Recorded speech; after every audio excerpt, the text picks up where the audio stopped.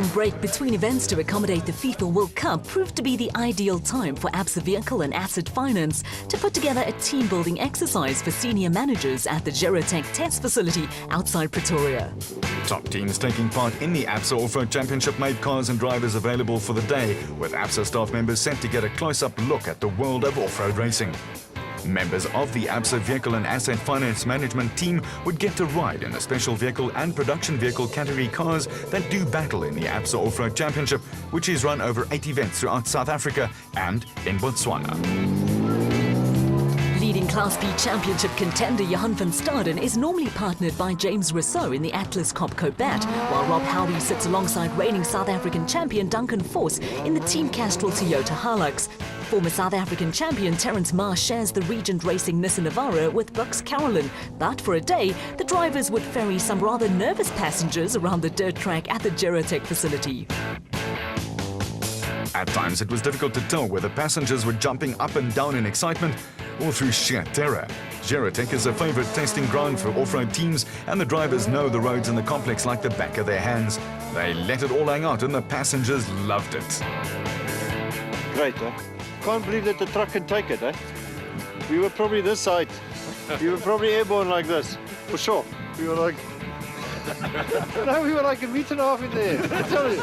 Oh, wonderful. It was awesome stuff. Awesome. Excellent. Yeah. Are you still together? It was beautiful. It was excellent. Thanks. It was good. This is lovely. It's unbelievable. Sure. It's out of this world. I can't explain it. Back to the real thing, and as the start of the Sun City 400 race approached, a quick canvass of leading drivers produced a mixed bag of tactical approaches to the day ahead. It's just got to keep the car on the road. There's lots of lurkers, rocks on the sides. Just got to keep the wheels on the tracks and just take it easy in the first part of the race. Just get the car to the end.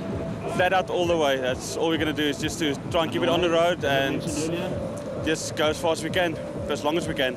Yesterday was beautiful. We had a clean run, so we're very excited. It's the first time the car feels like a real car. A lot of toothing pains last time, but it sorted out. It's very nice. Yes, there's strong competition today. The Class E guys are both strong, and they are just behind us. So we're going to keep our heads close and keep on the way. Plans for today: first loop, keep it safe, keep the pace, and then second loop, we're going to give it all we've got. Yeah, it's just a pity we had a misfortune yesterday, but today we're starting way back, so that's going to be a challenge. The race was made up of 2 loops of the same course, with the first section a twisty route heading towards the villages of Chaneng and Robecha. There was drama at the start, even before Cully and Quinton Silwald set off in the Elegant Fuel Bat. An engine problem forced second-place Bevan Bertholt and Dani Stassen in the Lab 88 Bat to miss the start, but that was not all. The Rapsa Bat of Nardus and Louis Alberts broke down on the start line, with the rest of the field lined up behind the stricken car. The large crowd taking in the excitement and drama of the start were all wrapped up in their winter woolies on another freezing cold morning. Race officials quickly moved in to push the Rapsa Bat out of the way as the rest of the field waited to get underway. Colin Matthews and Alan Smith led what turned into a spectacular charge of heavy machinery as cars blasted off the line at intervals determined by the times they set on the Donaldson prologue.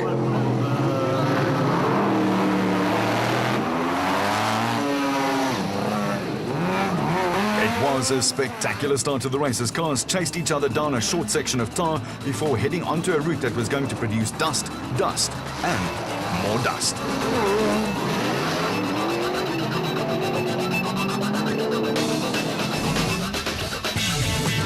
While the rest of the field were heading for the hills with some hectic racing already starting to develop, the Rapsa service crew cut up a lawn site as they slowly pushed the Order Combat Bat back to the pits. As veteran driver Nardus Alberts climbed out of the car, he wryly claimed a new off-road record. Oh, this is a brand new record. 2 meters. Well, it wasn't bad. It's a brand new record. I think I did 2 meters. I'm not sure what is wrong yet, but we had such a good time trial with my brand new gearbox, and yeah, we didn't go far. I'm sure we're going to take it apart and just see what happens. I'd like to think maybe that it's a drive shaft rather than a gearbox problem. Out on the course, there was plenty of early action. At the front of the field, Collie and Quinton Sewald overshot a 90-degree left, but were soon back on course. They then took an early morning bath at a river crossing, which was the last thing they wanted on a freezing cold morning.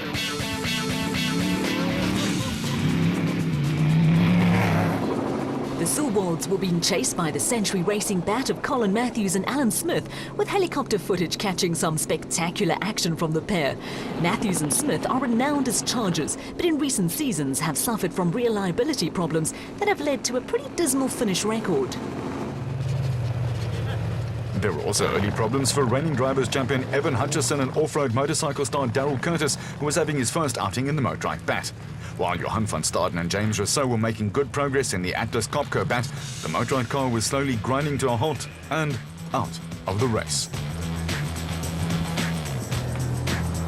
What do you do? Oh, we've just lost power steering, man. Just right here, 2 seconds back. No idea what it is, so we'll jump out and have a look. There was also an early morning bath for David and Gary White, who were sticking to their pre-race plan to push as hard as they could for as long as they could. Nick Harper and Kevin Hume set up spectacular plumes of water as they took their bath, and it took the Atlas Copco bat a few seconds to start firing on all cylinders. Wherever you looked on the course, there was close racing and cold spectators. Team Castrol Toyota pair Anthony Taylor and Robin Hudson had taken the production vehicle lead and were being chased by Naheem Musaji and Rehan Badania in the Maxxis Tyrak Porter. Prologue winners Gary Bertelt and Andre Vermeulen also sent up a spectacular amount of water at the river crossing, but had the luxury of a windscreen and an insulated cab. Behind the Atlas Copco Toyota Hilux, the Baden Nissan Navara of Thomas Rundle and former SA champion Johan Moore was still in third. They were being chased by Terence Marsh and Bux Carolyn, with the Regent Racing crew running into a spot of bother in the thick dust. The Navara stalled, and as Marsh and Carolyn were ready to get underway once more, the Team Ford Racing Ranger of Neil Woolridge and Kenny Scholthammer zipped past in thick dust that severely hampered visibility. Next on the list for Woolridge and Scholthammer were the local pair of Willem and Dana Voss in the Vossies Toyota Hilux. The Voss father and son combination are based in Rustenburg, and fourth on the prologue was by far their best result of the season. The pair didn't take too kindly to being overtaken by the diesel-powered Ford Ranger and set off after the vastly more experienced Woolridge and Scholthammer.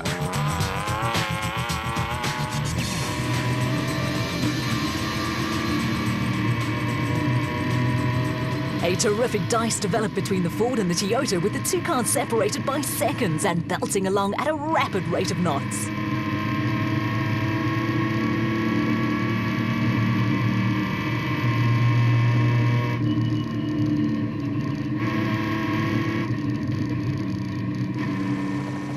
With the helicopter chasing after the two cars, the Ford gradually started to open up a gap on the Toyota, and Woolridge and Scholthammer looked to have won a keen contest with a fast pair, at least in the short term.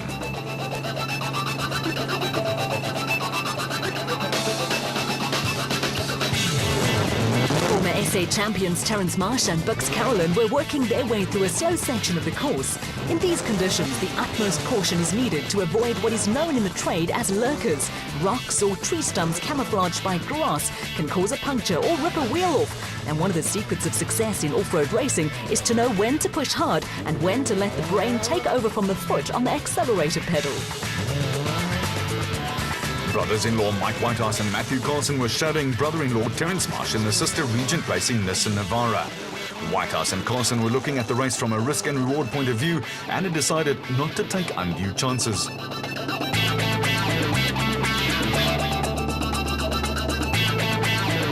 Despite a clean run on the prologue, Variawa and Rousseau started in 15th place among the specials, but steadily worked their way through the field.